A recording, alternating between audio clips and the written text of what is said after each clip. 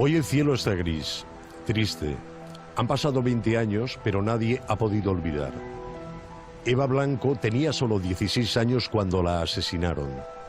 Aquel día también llovió. ¿Por qué la mató? ¿Por qué hizo eso? ¿Por qué la dejó tirada aquí? Si ya la había violado, la había intentado matar, ¿qué la deja desangrándose aquí? Es un hijo de puta, eso es lo que ha hecho. Por entonces, Algete era un pueblo pequeño. Todos se conocían. Todos sabían que el asesino de Eva se escondía entre ellos. Pensé que había sido algún amigo de Eva. El caso Eva Blanco es la historia de una familia rota por la ausencia. A las otras dos hijas que tenemos las hemos martirizado. Mi madre cambió muchísimo y se volvió demasiado estricta, muy, muy estricta.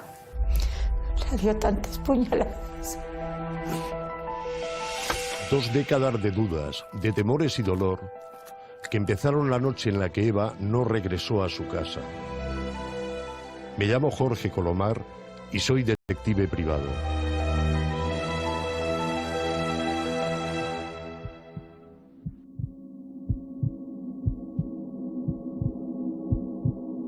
Es sobre su hija. En estos momentos se encuentra bien, no le falta de nada, su seguridad depende de usted. Escúcheme con atención, ¿eh? No lo voy a volver a repetir. Tienen el dinero preparado. Un suceso terrible. Un nuevo caso de violación y muerte. Desapareció hace 53 días. Violada y después arrojada al vacío. Un nuevo caso de violación y muerte. La muchacha volvió sola a casa. Es la adolescente número 13 que aparece muerta en nuestro país en los últimos 5 años.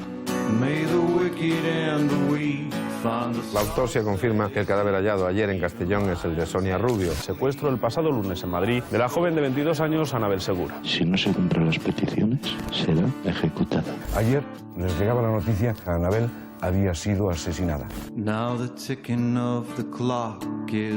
hombre encontró el cuerpo sin vida de la joven de 21 años Beatriz Agredano. Luto, dolor y rabia por una niña asesinada. Fue localizado su cuerpo sin vida. El cadáver apareció calcinado. Están recibiendo sepultura los restos de la joven Eva Blanco, que ha sido asesinada. Aquí ven ustedes las imágenes de dolor de esta mañana.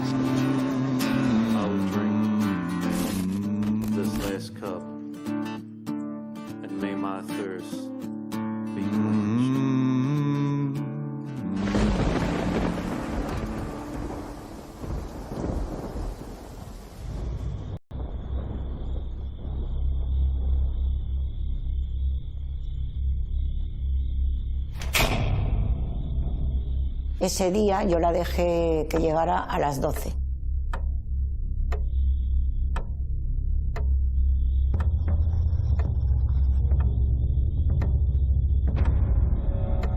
A menos cuarto por ahí yo ya la sentía, que estaba en la esquina.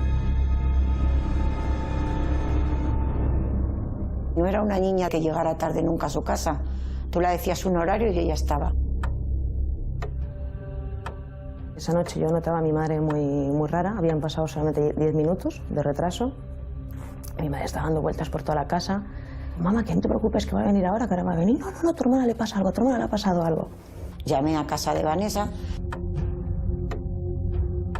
y me dijo que hacía un buen rato que la había dejado. Ella me confirmó y todo, me dijo, es que ella tiene que estar en casa. Estábamos reunidos hasta que hubo un momento que ya era la hora de que Eva se tuviese que ir a casa. Entonces lo que hice es acompañarla hasta la Virgen y luego yo ya me volví para acá un ratito. Fui la última persona que la vio con vida y no vi nada raro. Ningún coche ni ninguna persona que pudiera sospechar que pudiera pasar algo. El nerviosismo de mi madre. Eso se me quedó a mí grabado. Estaba histérica, perdida. Y salió corriendo de casa y buscando por todos los lados y mamá, ¿qué pasa? Mamá, ¿qué pasa? Y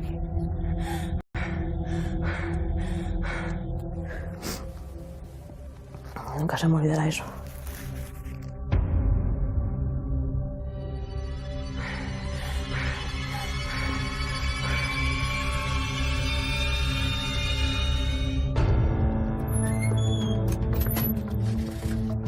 Yo le pedí a Manolo que fuera por la carretera de Cobeña a ver si ella se había enfadado o algo y se había ido andando.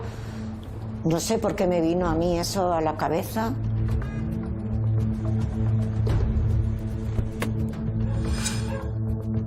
Él estuvo buscando por las cunetas, por todos los sitios estuvimos buscando, pero nada.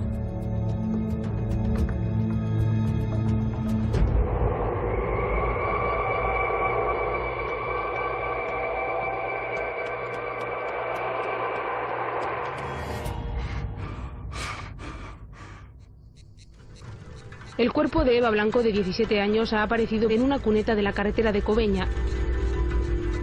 Pantalón le tenía normal, todo estaba normal. Estaba así, con la mano así echada para adelante, una y la otra me parece que la tenía debajo del cuerpo y la cabeza para adelante. Y las botas puestas, o sea, todo estaba normal, como si estuviese durmiendo.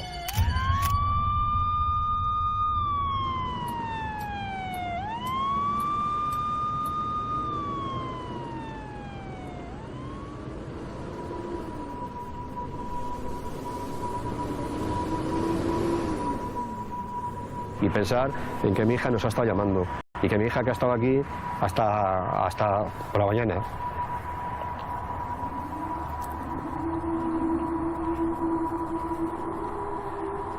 Y que nos ha estado llamando a lo mejor por la noche, ¿entiendes? A lo mejor nos ha estado llamando por la noche, porque la pobre hasta que se ha desangrado.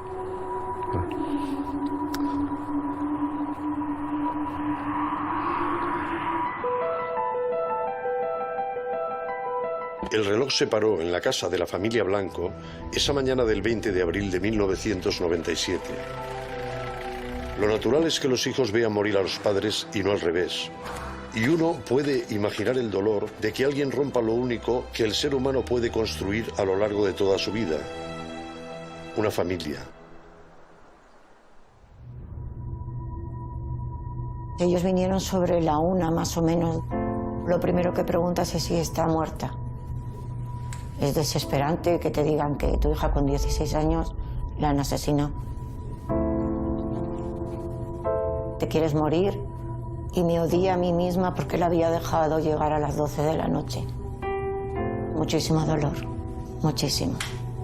Mi hija vino a este mundo a vivir y él le arrebató todo, todo. En ese momento te quedas vacía porque te han quitado algo que es tuyo, que era mi hija.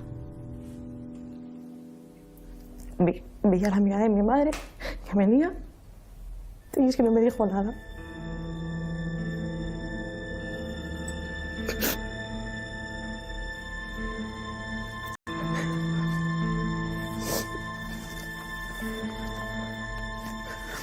Es duro porque tienes 14 años y no lo entiendes.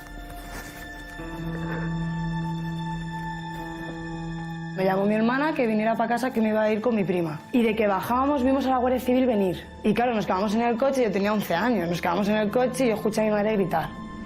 Y a mí me decían, no, que tu hermana la han encontrado en Madrid, que la han encontrado en Madrid, pero yo sabía que no. Que ese grito que pegó mi madre no es porque mi madre la hayan encontrado en Madrid. La destrozó.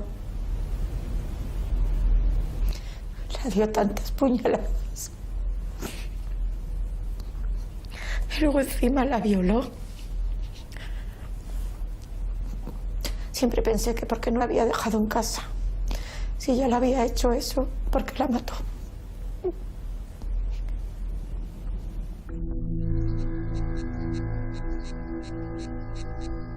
Yo tenía 15 años y lo ves como algo que no te toca, lejano, parece que es de otro planeta. Realmente lo que veía en Eva es mi pandilla de amigos, mi pandilla de amigas, y yo sí que veía ese reflejo de esa chica de 16 años, de esas amigas que yo tuve y su forma de actuar, su forma de reaccionar muy semejante a mi entorno de amistades.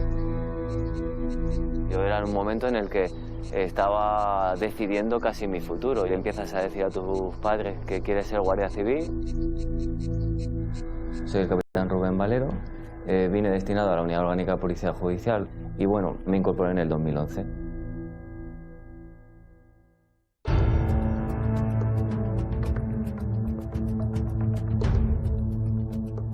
El comandante Rojero, que era entonces el jefe de la unidad, el que estaba por encima, no me dijo mucho más, que lo único que me pedía es que sacase el caso de Eva Blanco. El caso de Eva Blanco no se debía olvidar. Soy el teniente coronel Javier Rojero Martín. En las fechas en que ocurrieron los hechos estaba destinado en la unidad de policía judicial de la Comandancia de la Guardia Civil de Madrid. En un primer momento nos pareció que no era un hecho premeditado, que no era un asesinato meticuloso y planificado, ya que se cometió con una navaja pequeña como las que se llevan habitualmente en un bolsillo o en la guantera de un coche. Eva Blanco tenía que haberse subido en el coche de alguien conocido.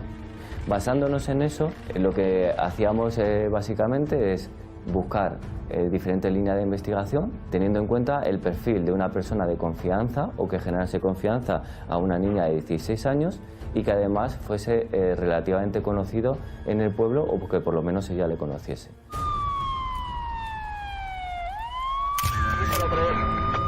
La disposición de las heridas producidas con arma blanca, ¿no?, en espalda, cuello y cabeza, y sobre todo incluso la concentración de algunas de ellas, que lo que indican es un apasionamiento en la acción.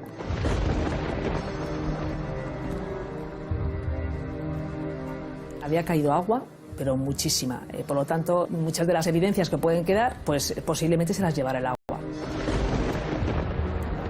Nos encontramos con una huella de zapato parcial que se recoge y se remite al laboratorio, pues para que puedan determinar a qué se corresponde.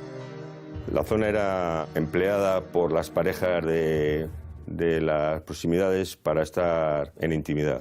Cuando se le practica la autopsia al cadáver de la menor, se encontraron entre las uñas del cadáver fibras de tela de color rojo, así como semen en la boca y en ropa interior. Esas muestras biológicas solo pertenecían a una única persona, a un varón. Para un investigador de homicidios, la prueba 10 es una muestra biológica ADN sin contaminar, sin mezclas con otros alotipos de otras personas, porque eso nos pone nombre y apellidos, más tarde o más temprano, de quién es el dueño de esa muestra. Lo que nos encontramos es que el cuerpo de la niña está vestido, que nos llama la atención. Es imposible, a una persona muerta es imposible vestirla y dejarla de esa manera. Si ello lo juntamos a que en el cuerpo no se observaron moratones propios de fuertes sujeciones con la mano o de tratar de zafarse de un apresamiento, y que luego el cuerpo aparece perfectamente vestido, coincidiendo incluso en cómo su madre nos describió que ella se solía vestir, entonces, bueno, pues nos indujo a pensar que la menor se podía haber subido en el coche de forma voluntaria y que, por lo tanto, fue una persona conocida.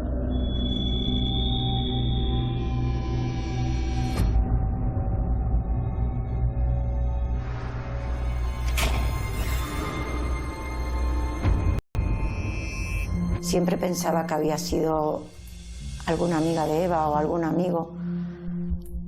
Yo a Eva la veía muy guapa. Entonces siempre decía, a lo mejor ha sido porque es muy guapa y alguien por envidia la ha matado. Rápidamente se investigó a todos los amigos de su pandilla, ¿no? Porque muchas veces este tipo de crímenes tan pasionales pueden tener origen en personas muy cercanas y que hay una relación afectiva. Yo esa noche tenía coartada, quedé con unos amigos de la pandilla y vinimos, pues eso, sobre las 10 al GT. Y vi a Nani que vino y me preguntó si había visto por el pueblo a Eva. Y le dije que no. Y me dijo, es que no ha aparecido todavía por casa. Y dije, ¡buf! La va a caer una bronca, digo, porque nunca se suele retrasar. Tampoco le di mucha importancia porque no crees que vaya a pasar lo que pasó. Yo a Eva la conocía desde hace muchísimos años. Antes de venirse con nosotros a la pandilla, Manolo se hizo un grupo de chicos jóvenes para protección civil y yo me apunté en ese grupo. Y Eva era pequeña y venía con su padre. Al cabo de los años empezaron a venir ella con dos amigas a nuestra pandilla. Date cuenta que esto era un pueblo, o sea, un pueblo que no había nada. Entonces, bueno, se juntaban los críos que eran del colegio, se juntaban todos, se iban a bailar, igual se ponían a bailar ahí en unas pistas que había ahí atrás de un colegio, pero vamos, que estaban muy unidos entre todos. En aquel tiempo yo creo que él le gustaba a Eva, Yo creo que fue el tema de la lluvia por lo que quiso acortar camino y cogió ese camino que no estaba iluminado, estaba en obras, pero era un camino que no cogía casi nunca. A no ser que la bajara yo en moto, que su padre no quería que bajara en moto jamás, pero la bajábamos a escondidas para el tema que estuviera siempre a la hora, pero era un recorrido que jamás hacía. Muchas veces me lo ha dicho, que en qué hora no estaba ahí en ese momento, que siempre la ha acompañado, que siempre, que ese día que no podía estar, que mira que es cuando le ha pasado eso. En ese momento te sientes muy mal, muy mal. Si hubieras estado, si no hubiera ido a Madrid, para un día que falto, y el sentimiento de culpa no te lo quitas. Sebas ha tenido mucho remordimiento de que aquel día él se fue a Madrid y siempre nos lo ha dicho. A mi hija le puse el nombre de Eva porque ha sido una de las personas importantes en mi vida y era una forma bonita de recordarla, y una de mis hijas se llama Eva por eso. No quedó sin observar, sin rastrear, sin tocar con las manos o con las palas ni un solo palmo de tierra. No quedó sin mirar, sin comprobar, sin preguntar los movimientos de aquellas horas de cada uno de los vecinos. ¿Dónde estaban? ¿Qué hicieron? ¿Qué vieron? Algete fue aquellos días como una fortaleza, como un pueblo enjaulado.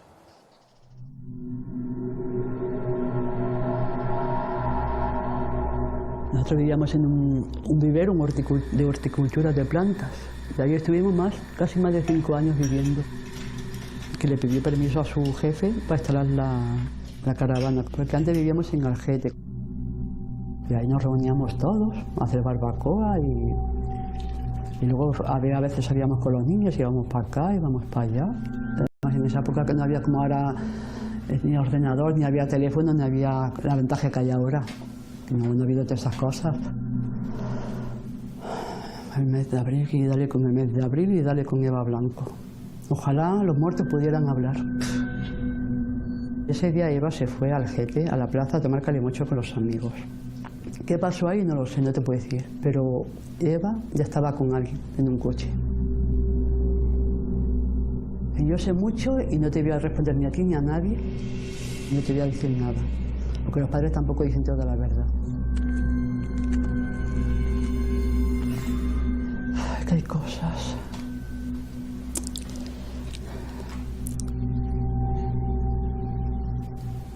Voy para aquí.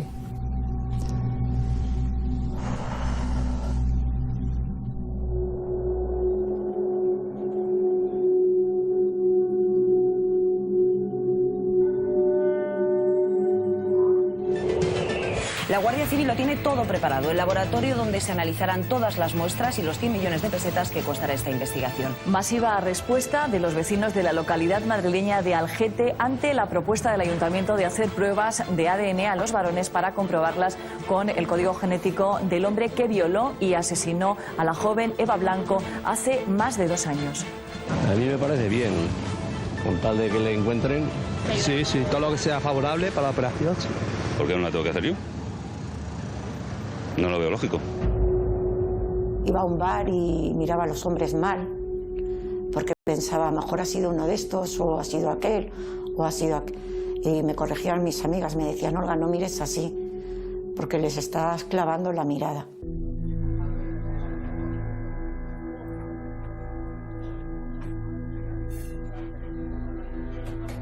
Había un clima extraño, puesto que parecía que la niña nunca se hubiera subido a un coche, por lo tanto podía ser alguien conocido, la persona que había asesinado a la chica, ¿no? Y entonces había un clima extraño. Y lo que intentábamos nosotros desde la institución era tranquilizar a la población. Jesús, en aquella época todo era muy distinto. Tú trabajabas en el ayuntamiento, incluso llegaste a ser alcalde. Efectivamente, en aquel momento eran otras épocas, como en este propio bar, el día del asesinato de Eva, nos reunimos el alcalde de entonces con todos los concejales de los grupos de oposición del ayuntamiento para intentar saber qué es lo que podíamos hacer desde la institución para ayudar a esclarecer el asesinato de esa niña que nos habían matado. Colaborasteis el pueblo en todo lo que se pudo. El ayuntamiento, por supuesto, también se volcó y ayudó en todo. ¿Cómo surgió la idea del ADN, de hacer las pruebas a nivel general del ADN? ¿Qué ocurrió exactamente? Bueno, conocíamos a través de la Guardia Civil que teníamos el ADN del asesino. A la plataforma y a los padres se les ocurrió la idea de que los mayores de 18 años pudieran presentarse voluntarios para hacer la prueba del ADN. Un equipo de la Guardia Civil se desplazará a Algete. En el caso Eva Blanco, la muestra será saliva.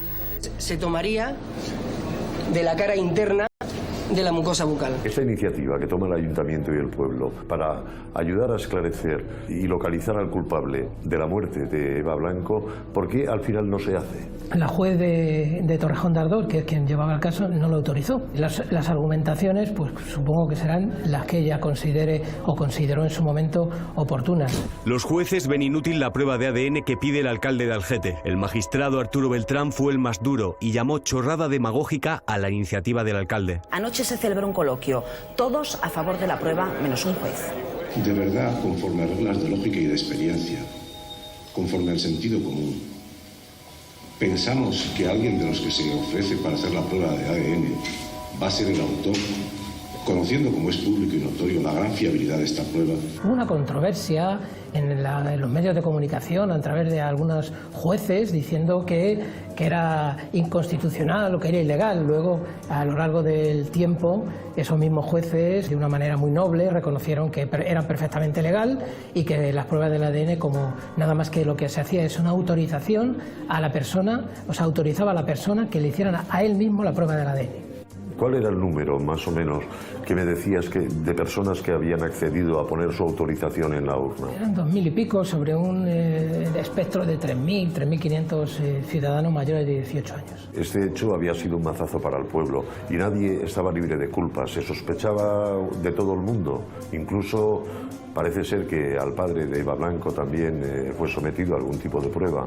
Yo me entero de que al padre de Eva Blanco también le hacen la prueba del ADN. Supongo que la Guardia Civil a todas las personas que pudieran tener una relación directa o indirecta con Eva, pues le hicieron la prueba del ADN.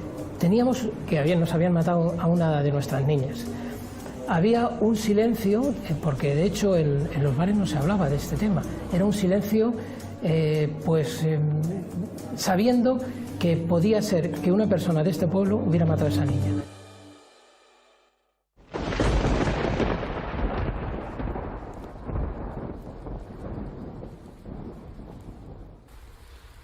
Pues estas son fotos de Eva. Mi hermana les hacía muchas fotos, entonces estaban muy acostumbradas a hacerse fotos. Su primera fotografía del colegio, aquí también estábamos en Valencia, y claro, comía muy mal y le pedimos un plato de fideos. Y se tiró 4 horas con una cuchara en la boca y todos los mofletes llenos. Y le dije, te voy a hacer una foto para que el día de mañana se la enseñes a tus hijos y sepa lo mal que comían. Nosotros vivíamos en Madrid y se nos murió un crío con 2 años y medio. Después nació Eva. Decidimos venirnos aquí a Algete pues para intentar empezar a vivir otra vez de otra forma. Eva era una niña más bien tímida. Aparte, ella era chiquitita de estatura, muy menudilla. Era muy alegre, siempre se estaba riendo. Había momentos que lloraba demasiado. Le gustaba muchísimo bailar, la discoteca, sus amigos. Eva era la mayor, yo era la pequeña, siempre estaba yo más con ella o me llevaba con sus amigos. Era muy ordenada, le gustaba tener todo muy bien colocado, estudiaba, era muy estudiosa. Pues eso, era una niña de 16 años de aquel entonces.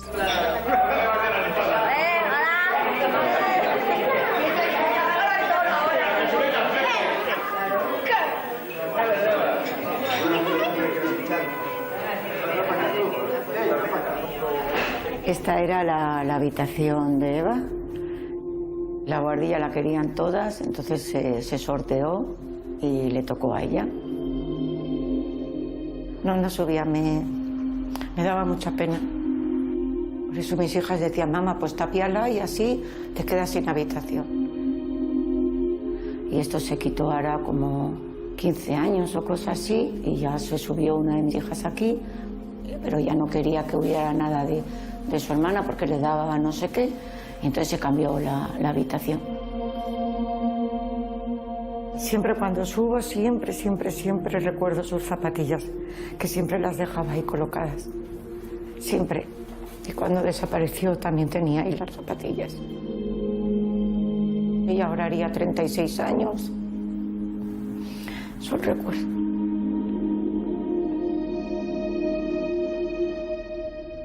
La Guardia Civil estuvo registrando toda la habitación de Eva. Se llevaron varios cuadernos que tenía, el diario de ella. Lo tenía pegado debajo de la mesilla. No teníamos conocimiento nosotros que lo tenía ella. No quiero leerlo, lo tengo guardado y no lo voy a leer. Mañana hago medio año con Miguel. Estoy súper nerviosa. Creo que me está empezando a gustar, o mejor dicho, me estoy enamorando. Estoy deseando ser mayor de edad e irme de casa y hacer mi vida. Solo una pequeña cosa más. Quiero a Miguel. Una de las primeras cosas que nos llama la atención es que en ese diario aparece el nombre de Miguel. A mí ella nunca me habló de que tenía un novio ni que tenía nada. Yo la veía tontear con varios críos, como en aquella edad tiene 16 años, y tonteas con varios niños, y nunca supe que ella salía con Miguel. Yo sé que en los últimos meses no tenía casi relación, no se veían ni nada, por eso nosotros empezamos como una segunda relación. Ella llevaba mucho tiempo sin verle a él. Hablan de que si el novio de Eva, que si Miguel, que era su novio, que eran críos con 15 años, que novios del instituto, que eran amigos, que decían que eran novios o lo que sea. O sea, eso hasta llegar hasta el punto de novio no creo.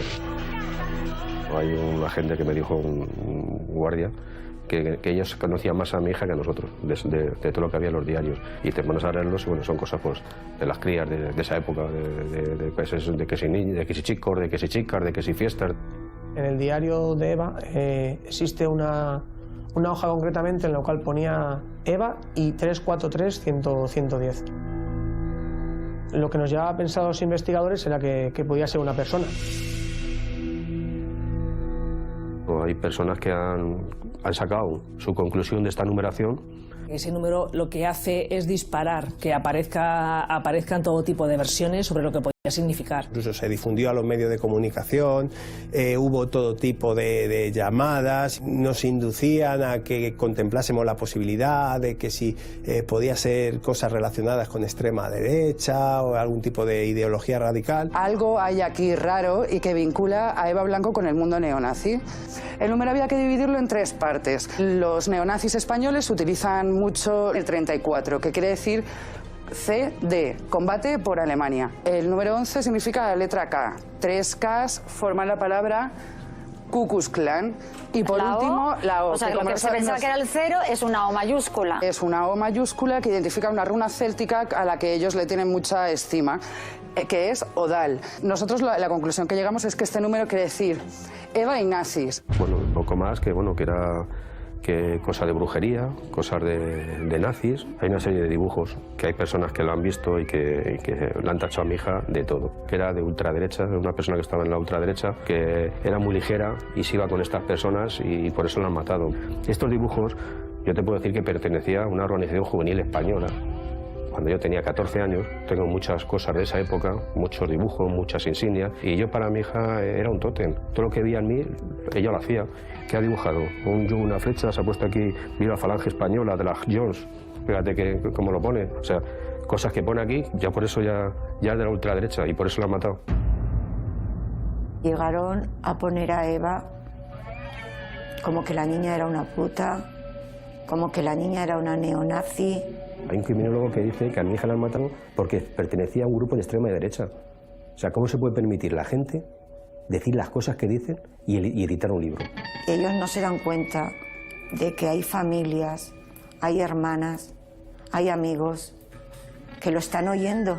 Lo que tienen que hacer esos profesionales, criminólogos, que han dicho todo lo que han dicho, que pidan perdón. Todo el aporte de información que nos llegó fue analizado, estudiado y sobre todo las ideas más peregrinas en cuanto a su posible radicalización en algún movimiento extremista, o su participación en movimientos radicales de corte de extrema derecha. Todo eso fue total y absolutamente descartado. Los hemos estudiado, los hemos dado 100.000 vueltas y al final yo creo que les hemos dado más vueltas de las que se merecían nosotros y la gente externa también, que se ha preocupado de sacar muchísimas versiones que no tenían nada que ver, incluso que han perjudicado en este caso a la familia y a la víctima. Martes 11 de marzo de 1997. Hoy he tenido un examen de dibujo y me ha salido bastante bien. Creo que esta evaluación sacó notable o sobresaliente. Escribía todos los días todo, es más, hasta el último día, el 19 de abril por la mañana, tiene escrito cosas en su diario. Iba a haber metido esto dentro de la tumba, lo iba a haber metido. Manolo nunca lo ha dejado. Él ha estado siempre, siempre, siempre ahí. Llegó incluso a dejar una temporada el trabajo. El carácter le cambió también mucho. Y él siempre, siempre, siempre, nunca se le ha ido la ilusión de que le iban a encontrar. Él luchó mucho, mucho. Es una persona que es bastante tímida. Tuvo que dejar su timidez por salir en los medios de comunicación y luchar por ella. Tú en un primer momento pensaste en un accidente, que yo creo que es lo que pensaríamos cualquier padre en cualquier momento. Yo te puedo decir que nos tiramos toda la noche buscándola por todas las carreteras. Yo me la estaba imaginando ya que le había tenido un atropello o algo, buscándola por las cunetas. Tiene ustedes esperanzas, ¿no? En este momento, por lo que me parece de lo que usted me dice, Manuel, ¿no? Sí, exactamente. Sabemos que tarde o temprano le van a encontrar seguro. Hola, buenas noches. No es que sea muy normal la situación que hemos tenido estos últimos meses, pero quizá habría que acostumbrarse a ver borrascas cada vez más activas. Una vez que te integras en el caso, comienza a hacerse obsesión en el tema de la empatía con la familia. Es por ella, porque descanse en paz ella y la familia.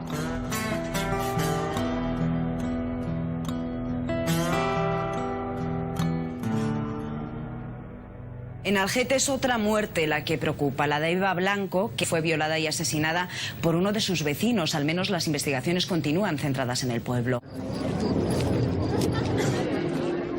Date cuenta que ha sido un día tras de otro, un día tras de otro.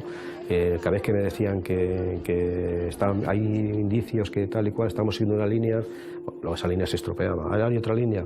Pero bueno, eso dentro de lo que cabe ha sido la fuerza que nos han dado, que me han dado para poder tirar para adelante, pues si no habría sido horrible esto. Ponte la situación de un padre en el que ve noticia tras noticia cómo se esclarece un homicidio, un hecho, otro hecho. Pero sí, te puede dar mucha alegría, pero te sientas en el sofá y al final lo que piensas es, sí, ¿y lo de mi hija qué? Es un vaivén, porque a veces te decían cosas y te ponías muy contenta y decías, madre mía, en un año lo van a coger. Otras veces, pues no.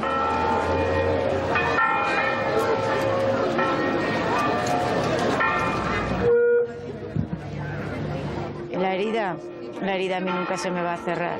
Aunque tenga dos hijas, pues tengo que luchar por ellas, pero no se me va a cerrar. Hoy Rebeca va a tocar el piano, ¿no? Ella no ha dicho nunca nada, porque lo de su hermana lo hizo tabú y hoy dijo que iba a tocar ella el Ave María.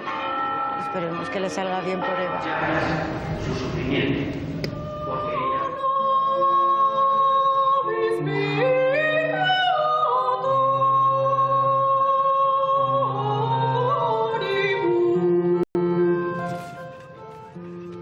La emoción subió y la madre de Eva Blanco se desmayó en la iglesia, teniendo que ser atendida por Protección Civil.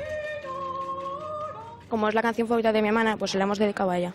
Mi madre fue un cambio, bueno, estuvo mucho tiempo que no estaba como en off, no existía.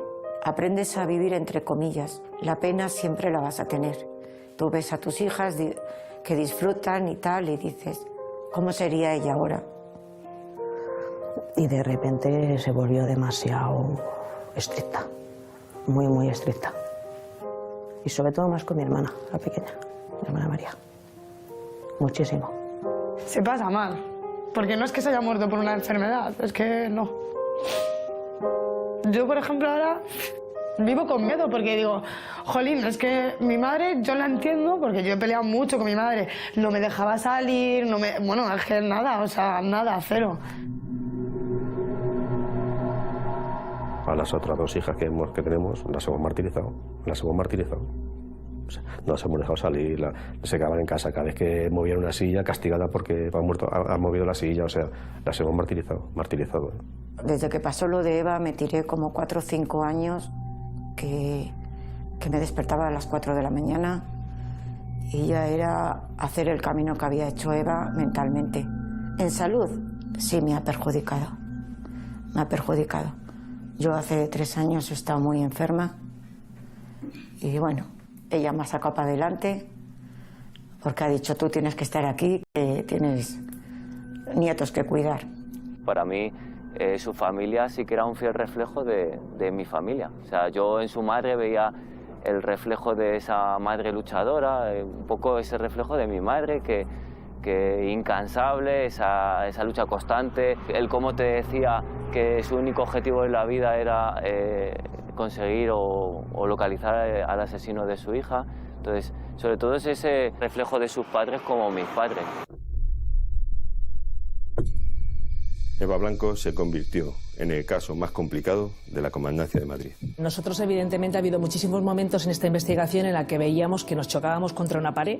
Porque ya habían pasado tantos años que mucha gente se había jubilado y había muchos cargos que se habían renovado. Yo procuraba que cada vez que venía alguien nuevo pues conociese el caso de Eva Blanco. Esa inquietud de no dejarlo nunca en el no recuerdo, por decirlo de alguna forma. Cuando la situación parece estancada, esta vez el paso del tiempo corre a favor de la investigación. Los avances en materia genética consiguen dar una oportunidad a un caso que llevaba 16 años estancado.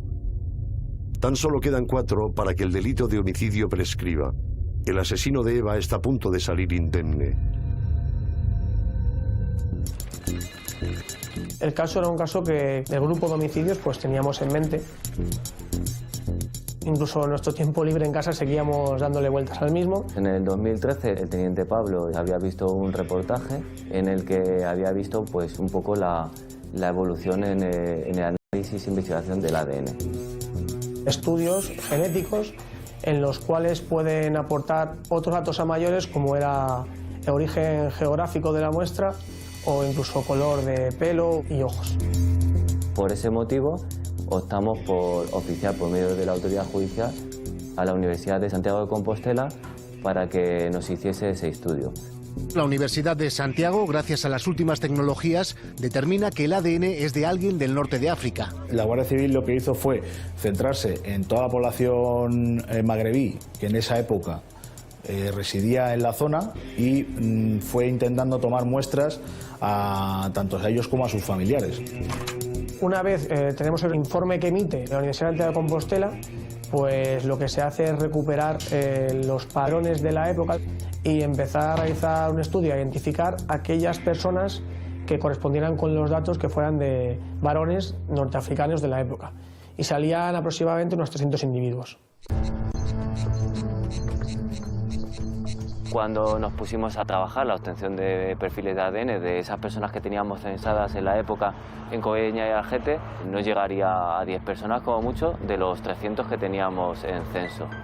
El resto pues, nos ha obligado a desplazarnos por toda la geografía de España, desde Murcia, Málaga, en Ceuta, hemos tenido que meternos en el barrio del Príncipe, en Melilla y por supuesto muchos volvieron a su tierra natal, a Marruecos. Dentro de ese listado de 300, precisamente en el lugar 90, se encuentra un varón magrebí. Logramos quedar con él en la Nacional 1 y allí se somete voluntariamente a que les traigamos una muestra biológica que posteriormente fue analizada y dio como resultado que, si bien no se correspondía con la muestra biológica de la persona que asesinó a Eva Blanco, sí que se podía observar claramente que era un familiar de esa persona. Quisimos analizar esa familia, comprobamos que eran 6 hermanos, 3 mujeres y 3 hombres, y comprobamos que otro de los hermanos residía en la localidad de Murcia. Hicimos gestiones, se le localizó, nos desplazamos allí, pudimos obtener una muestra biológica atribuida que fue analizada y nuevamente pudimos comprobar que se trataba de otro familiar. De esta manera pues se cerraba el círculo, es decir, eran 3 hermanos y 2 los teníamos ya descartados, nos quedaba localizar al tercero.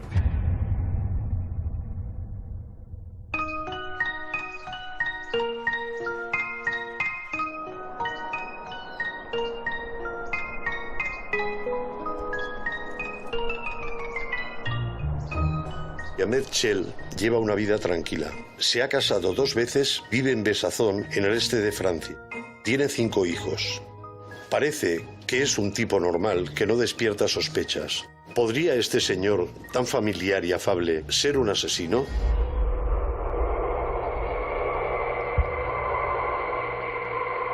conocimos en el Paseo de la Castellana, en el campo de fútbol Santiago Bernabéu. Y él trabajaba entonces en la calle Serrano, en la Embajada de Marruecos. Yo iba caminando y él pues me seguía con un coche Citroën azul y me dijo que, oiga señora, que estoy solo y que no conozco a nadie y que yo me gustaría hablar con usted. Y nos fuimos a tomar algo, fuimos de copas a una terraza y pasamos todo el día juntos y fue así como nos conocimos.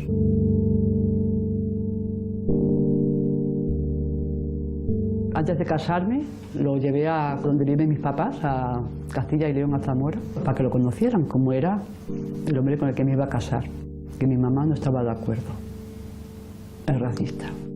Hablarlo en palabras no tiene sentido, no tiene valor, ¿sabes? Hay que vivirlo dentro. Hay que tienes que vivir con esa persona.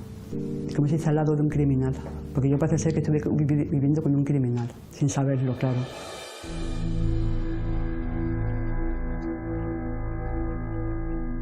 Este es el vivero donde el asesino de mi hija ha estado viviendo hasta los 2 años después de hacerlo, que fue cuando empezamos a hacer las pruebas de ADN, que por lo visto se debía asustar y fue cuando salió huyendo de aquí y se fue a donde se fuera. Él vivía aquí en una caravana con su familia, con sus hijos, y aquí estuvo viviendo todo el tiempo. Yo ese día estaba en gestación de Cari, de meses, me faltaban pocos meses. Y él ese sábado trabajó. Ese sábado trabajó, pero vino pronto a casa. Y yo no lo vi mojado, ni lo vi sucio, ni lo vi lleno de barro. Porque cuando tú cometes un acto como este, acto tan criminal, tú no vas a tu casa así como así. Tú vas a algún sitio, te cambias, te lavas, te limpias, qué sé yo no sé nada. Me pregunto cosas que no encuentro ni la respuesta. Yo no vi nada, yo no sé. Tantos comentarios que he oído, que he visto, porque yo estaba bien con él.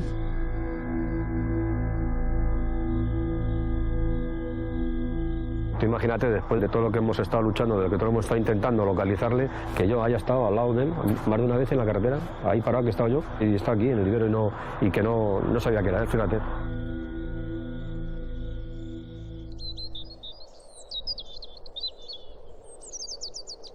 Cuando ocurrió el asesinato de Eva Blanco, Ahmed vivía y trabajaba en un vivero de la zona. Su trabajo consistía en el reparto de plantas en los establecimientos del pueblo. Las flores. Siempre he pensado en la enorme utilidad de las flores. Las flores festejan a los vivos y honran a los muertos. Son un mensaje en sí mismas, un mensaje puntual, pero muy explícito. Duran poco y dicen mucho. Hola, buenos días. ¿En qué le puedo ayudar? Soy Jorge Colomar, soy detective privado. Yo quería preguntar si conocíais a Ahmed, una persona que trabajaba en este sector. Sí, lo conocíamos, teníamos referencias de él. De hace muchos años ya, lógicamente. Sí, más de 20 años aproximadamente. ¿Cuál era la relación que tuviste? La relación que teníamos era puramente comercial, él traía sus plantas a través de los pedidos que se realizaban y bueno, pues de vez en cuando hemos visitado los viveros y bueno, también hemos contactado con él allí. ¿Hay algún aspecto que destacara en esta persona, algo que te llamase la atención? Bueno, quizás su seriedad y sus rasgos faciales, tal vez, sí. Puede que Ahmed trajera esas manos manchadas ya de sangre y que esas flores fueran entonces para Eva.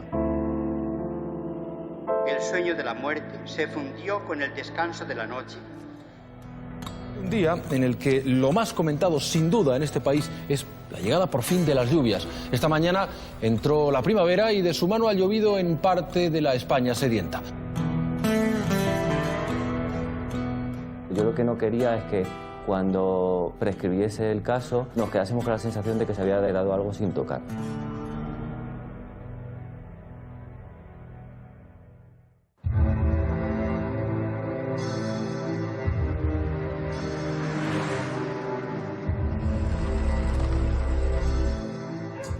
Él nunca me llamaba por mi nombre, nunca. Y yo a él igual, tampoco nunca le llamaba por su nombre. Cuando cogió la nacionalidad se llamaba Francisco, Paco. Y yo nunca le llamaba ni Paco ni Francisco. Éramos entre, oye. O él me decía a mí, óigame.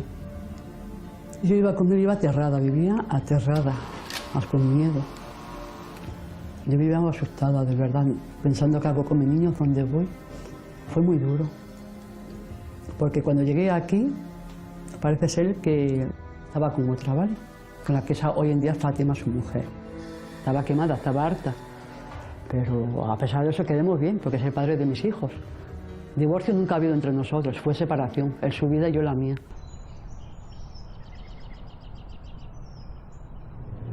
Vamos a dirección a Temes, donde tuvieron a Mer. Cuando vinieron los gendarmes y, ¿cómo se llama? La policía española, la Guardia Civil. Y es una ciudad universitaria, que donde hay muchos estudiantes, eso para estudiantes. ¿Y él qué hacía aquí aquel día? ¿Por qué había venido aquí? No, él venía a trabajar, hacía 1 o 2 semanas que empezaba el trabajo.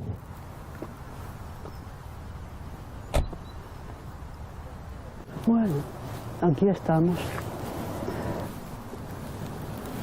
Aquí es donde lo detuvieron. Tenían miedo de que se escapara con 2 mujeres y 5 hijos. ¿A dónde va a ir? A ningún sitio, porque con las deudas que tenía del país no va a ir a ningún sitio. Y mi hijo David, que lo parece ser que lo vio en la tele. 18 ans après les crimes, a été arrêté en France l'assassin présumé d'Eva Blanco. Le suspect, 52 ans, est un ressortissant espagnol d'origine marocaine qui vit dans la ville. Eso fue un golpe terrible. Ese día lloremos a lágrimas. A arrêté l'accusé de... Con la correspondiente orden europea de detención nos desplazamos a Francia y conjuntamente con la Gendarmería Nacional Francesa procedimos a la emotiva detención de esta persona.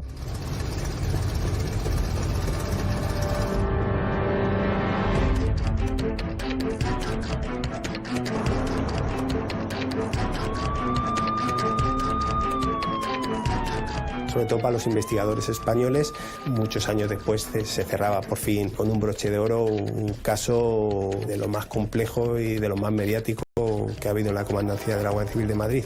En primer lugar, cuando se le detiene, su cara no es de asombro, según lo que dice la Guardia Civil.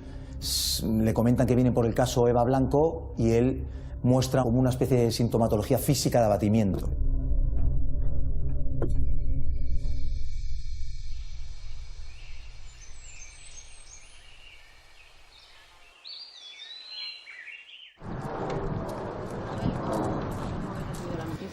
Bueno, pues con bastante alegría, dentro de lo que cabe.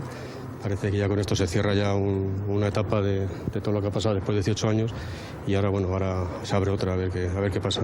El jefe de la investigación llamó por teléfono a Manuel, al padre de Eva Blanco, y le comunicó la noticia. Cuentan, como ya habéis oído, que los dos se emocionaron, se pusieron a llorar por teléfono. Después se personaron aquí en la casa de... 10 tíos, hechos y derechos, en la puerta de mi casa, llaman al timbre y abrimos la puerta.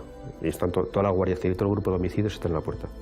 Nos abrió Manuel, nos vio a todo el grupo y ya en el salón, pues yo siempre lo he dicho, que prácticamente no pude articular palabras, no me salieron palabras. Ayer cuando nos lo dijeron no lo creíamos, no lo creíamos porque parecía mentira que llegara este día. Mi corazón palpitó lo que en mi vida había palpitado. Lo único que le pregunté, si de verdad era ese hombre el que habían cogido, que me lo confirmaran, que no quería que dijeran es el asesino de Eva y dentro de 3 o 4 días no era. Yo entré en el salón y me encontré con toda la Guardia Civil ahí en el salón, a mi madre llorando, y yo ya dije, ya está, o sea que ya la han encontrado. Una madre de superar año tras año, chasco tras chasco, no encontrar esa alegría, nada más que las alegrías en ese momento de sus nietos, pues para mí ese es la imagen de...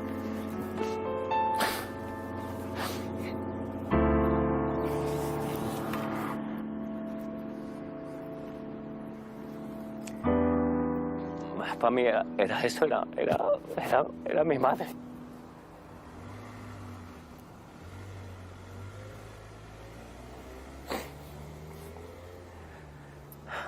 El que no estaba llorando, estaba hablando casi... O sea, eso fue exagerado aquello. O sea, de cómo están involucrados, ellos estaban ahí, que tú fíjate cómo lo sintieron, que vinieron todos a mi casa para eso. O sea, todos los que estaban en ese momento, que no estaban en Francia, que estaban aquí, vinieron a mi casa a decirme. Un ejemplo pues es este vaso que le dejé a uno de los cabos y le puse la pregunta ¿cómo va lo de Eva? Y él me prometió que no iba a tirar el vaso y que me lo iba a devolver el día que esclareciese el hecho. Cuando se produjo la detención me contestó pues a las 15 horas del día 1 de octubre del 2016 se ha procedido a la detención de la persona de Ahmed Cherk como presunto autor del asesinato de Eva Blanco Puig, dando por finalizada la Operación Pandilla.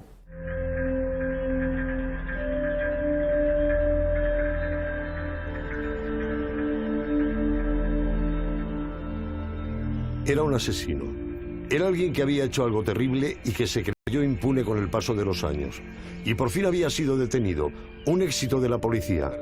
Y ahora llegaba a España. Y desde allí ha sido trasladado hasta la comandancia de Tres Cantos en medio de un insólito y llamativo despliegue de fuerzas. 20 años después, el sospechoso de la muerte de Eva Blanco podrá ser juzgado. Le llevarán al juzgado número 4 de Torrejón de Ardoz, donde ahí le harán la prueba de ADN y compararán ese resultado. Yo tenía mucho que ver en la operación, ¿verdad? El bien, ¿no? Sí. Yo también, ¿no?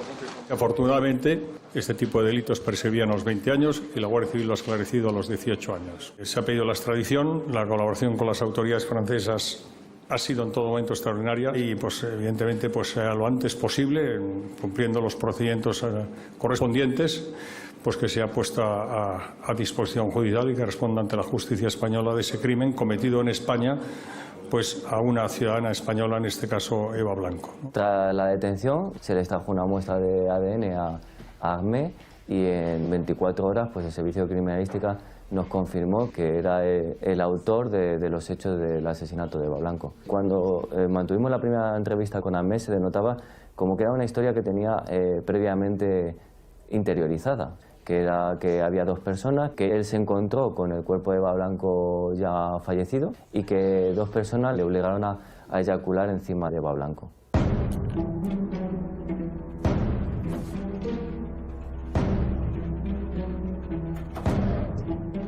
Soy Antonio Alberca, fui abogado defensor de Ahmed Cherk, al que debemos, a pesar de todo, seguir manteniendo la condición de inocente, dado que no pudo ser enjuiciado.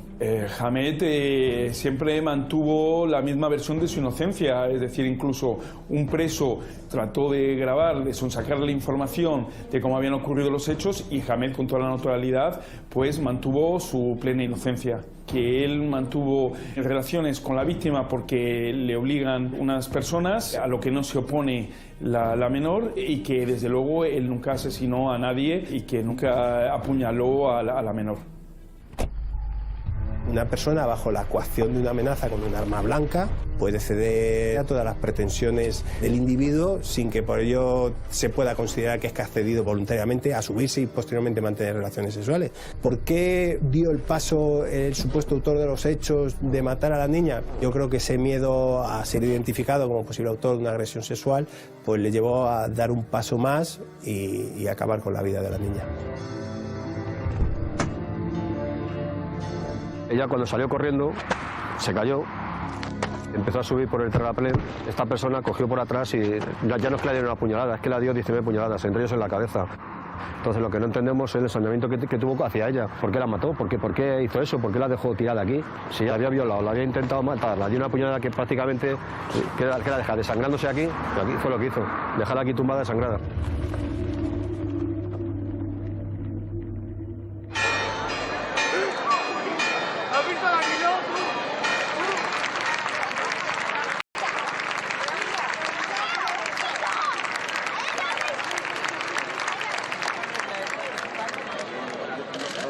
Para mí siempre estaréis aquí, como si fuerais de la familia. Habéis llorado cuando tuvisteis que llorar. Y hoy quiero que todos demos un aplauso muy grande, miremos a las nubes, que sé que ella tiene su casa allí. Bien, porque no era nadie del pueblo, porque no era nadie de la familia. Y ahí te quedas como diciendo, madre mía, ha sido un extraño el que se lo ha hecho.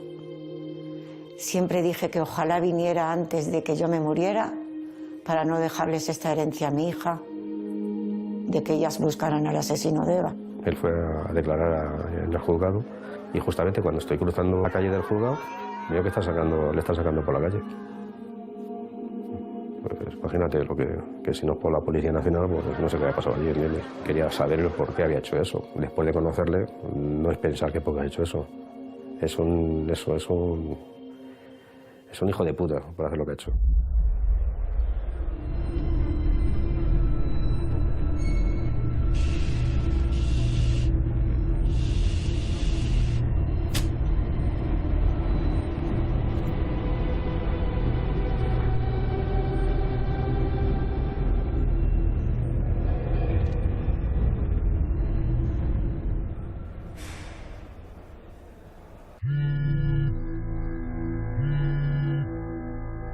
Resulta que me empieza a llamar por teléfono un periodista y yo veo que no le cojo el teléfono, me sigue llamando y ya le cojo y digo a ver si es que ha pasado algo. Le cojo el teléfono y me comenta lo que ha pasado, que se había suicidado en la cárcel, que se me había enterado. Digo, bueno, la verdad es que no me he enterado, la primera noticia que tengo es la tuya. Fue detenido hace solo unos meses, 18 años después de asesinar presuntamente a la joven Eva Blanco en la localidad madrileña de Algete. Pues bien, el detenido ha aparecido muerto en su celda y todo apunta a que decidió quitarse la vida. Cuando Hamet está en Francia ya tiene un intento de suicidio. Esto lo conoce el juzgado de instrucción número 4 de Torrejón de Ardoz y entonces en el auto en que decreta la prisión cuando llega desde Francia dispone expresamente que se le aplique el protocolo antisuicidios dado el peligro de que pudiese tratar de volver a acabar con su vida. Más adelante, en el mes de enero, de forma unilateral, la dirección de la prisión decide, sin dar aviso ni al juzgado, ni a la defensa, ni a nadie, que se le levanta el protocolo antisuicidios, a pesar de que del riesgo evidente que habían detectado incluso el juzgado de instrucción número 4 de Torrejón de Ardoz. Él se suicidó, se quitó la vida. ¿Y por qué? Por evitar problemas a la familia, dolor y angustia. Porque él sabía que ya una vez que está ahí, que no va a salir. Si yo me creo inocente, se ponga quien se ponga encima, yo soy inocente y soy inocente. Él ahí dio a entender de que él era el que había matado a Eva. Es como poner un punto y final, no se ha hecho justicia porque no se ha hecho, pero para mí sí, o sea, el ADN es tuyo, tú te has suicidado, tú lo has matado. Él solito se ha juzgado y él solito se ha sentenciado lo que quería y se acabó. Y yo cuando nos enteramos que él se había suicidado, yo me alegré. Dije, estás en el mismo sitio que está mi hermana, bajo tierra.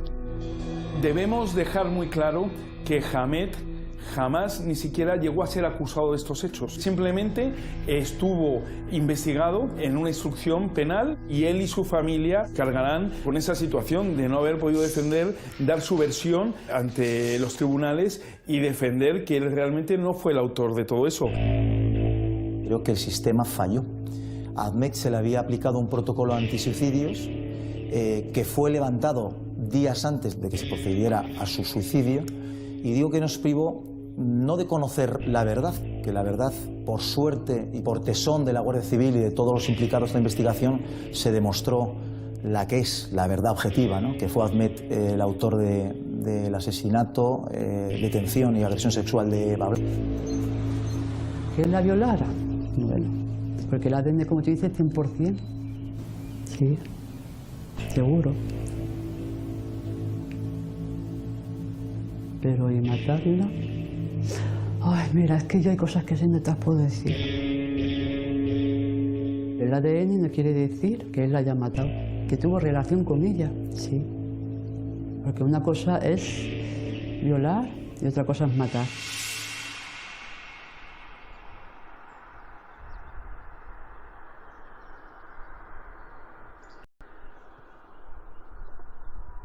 Viven mientras los recordamos.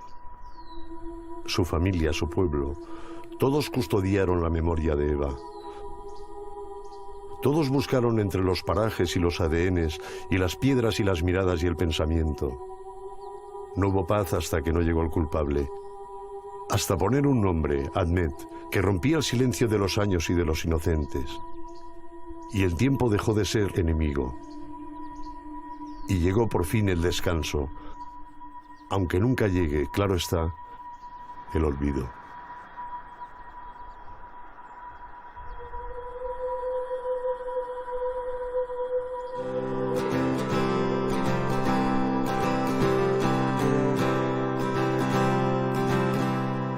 When I was young,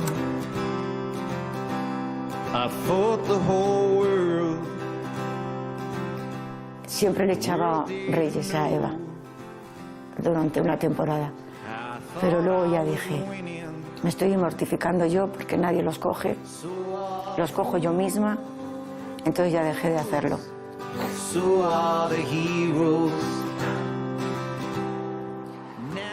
Era totalmente mi familia, realmente era mi familia. Entonces era la mayor alegría a mi familia. Era simplemente eso.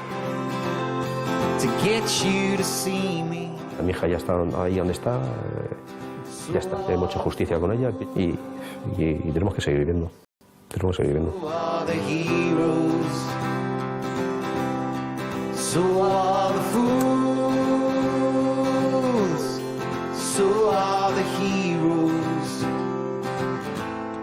We howl at the moon